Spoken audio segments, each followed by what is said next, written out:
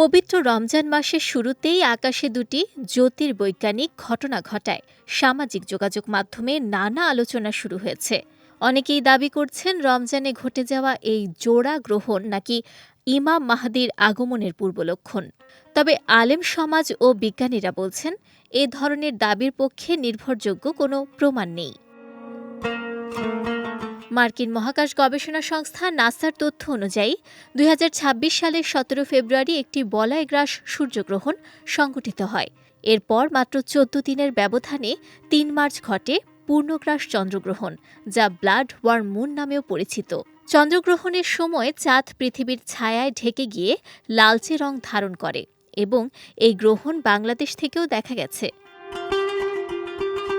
এই দুটি ঘটনা কাছাকাছি সময়ে ঘটায় সামাজিক মাধ্যমে ব্যাপক আলোচনা ছড়ায়। কেউ কেউ এটিকে ইমাম মাহদির আগমনের লক্ষণ বলে প্রচার করছেন।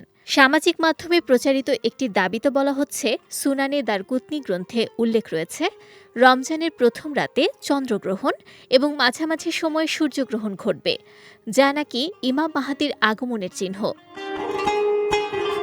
তবে হাদিস বিশারদদের মতে এই বর্ণনাটি অত্যন্ত দুর্বল। এর সনদে থাকা আমর ইবনু শিমর ও জাবির আল জুফি নামের বর্ণনাকারীদের নির্ভরযোগ্যতা নিয়ে গুরুতর প্রশ্ন রয়েছে।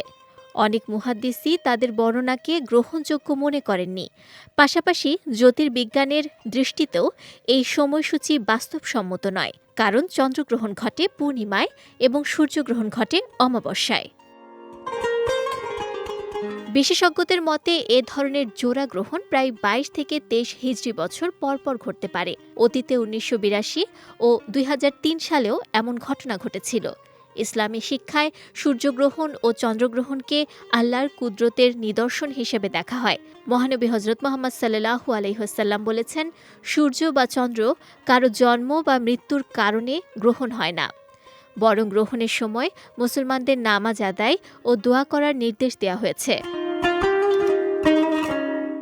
তাই রমজানে জোড়া গ্রহণ ঘটলেই তা ইমাম মাহদির আগমনের নিদর্শন, এমন ধারণার কোনো নির্ভরযোগ্য ইসলামী প্রমাণ নেই। বিজয় টিভি নিউজ ডেস্ক।